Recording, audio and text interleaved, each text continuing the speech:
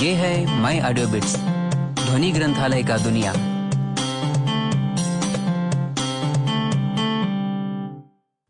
माई audio bits प्रस्तुत करता है कथा संकलन आधी छुट्टी का इतिहास, जिसके लेखक हैं राजकुमार गौतम। कथावाचक जतिन शर्मा। आधी छुट्टी का इतिहास। 4 बरस के अरसे में रमेश पहली बार मेरे पास आया था। उसने बताया बस स्टैंड से वो सीधा मेरे पास ही पहुंचा है। उस वक्त मेरी मेज पर कई जरूरी काम फैले हुए थे।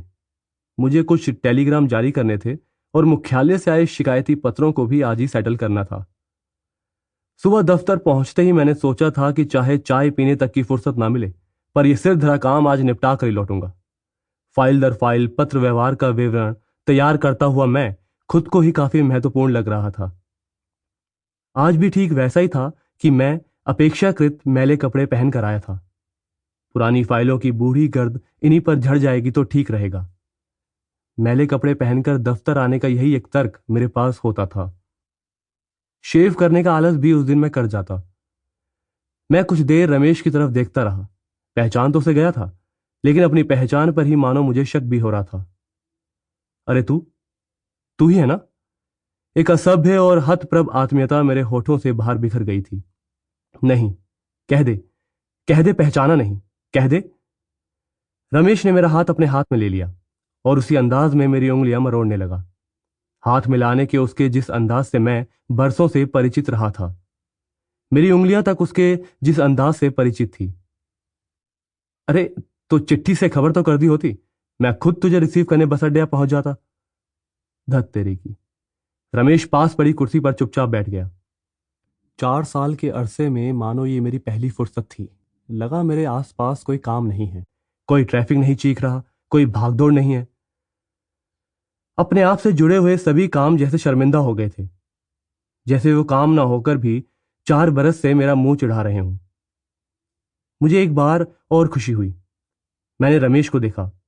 उसके बालों में सफेदी आ गई थी, आंखों में चमक भी मंद दिख रही थी, लेकिन उसकी असली सी दिखती बनावटी मुस्कुराहट अब भी वही थी, वैसी ही। उत्तेजित पेन के सिर पर मैंने कैप मर दी, जैसे उसका गला घोट दिया हो। चलो, काम तो कल भी हो जाएगा। रमेश पहली बार ही तो आया है। लेकिन मैं घबरा उठा। पहली बार आया है, इसका मतलब बार बार आएगा तो क्या कहूंगा? एक्सक्यूज मी यार, 1 मिनट, फिर तुमसे बात करता हूं, ये एक जरूरी काम। लेकिन खुद को डीप जाने से मैंने रोक लिया। रमेश काफी थका हुआ लग रहा था। थकावट के कारण उसके बाल बेतरतीब हो रहे थे। उसके सांवले चेहरे पर धूल अपने बाप का राज समझकर मैला सजाए बैठी थी। इस बीच मैं रमेश से बातें करने का सिरा ढूंढता रहा। उस दिन से शुरू करूं जिस दिन मैंने शहर छोड़ा था, या जो भी याद आता जाए उसे बताता जाऊं। रमेश से संबंधित भी और अपने तथा रमेश से बिल्कुल ही अलग, इस शहर के बारे में, बसों और यहां के मकान मालिकों के बारे में। तभी बड़े साहब राउंड पर आ गए। रमेश की उपस्थिति के अतिरिक्त सुरक्षा के बावजूद मैं कांप उठा।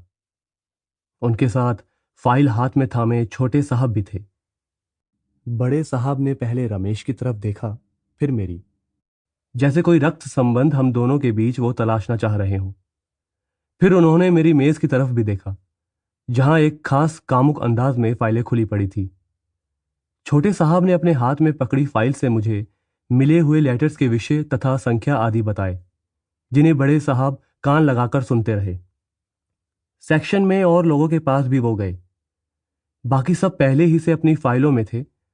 साहब लोगों ने एक बार फिर से हमारी तरफ देखा और आपस में कुछ कहते सुनते ही बाहर निकल गए। और सुनाओ पंडित। बड़े साहब के राउंड के आतंक तले कांपती आवाज में ही मैंने रमेश से मजाक कर लेने की सोची। अभी भी तुझे बुलाता है कोई इस नाम से? अब तो कोई नहीं बुलाता होगा, है ना? इस दुस्साहस पर सेक्शन के 2-3 आदमियों ने एक साथ मुझे घूरा।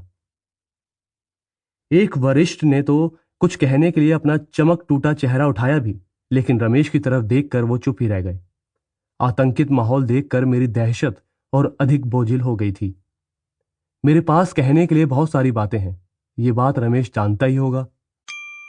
Sample complete. Ready to continue?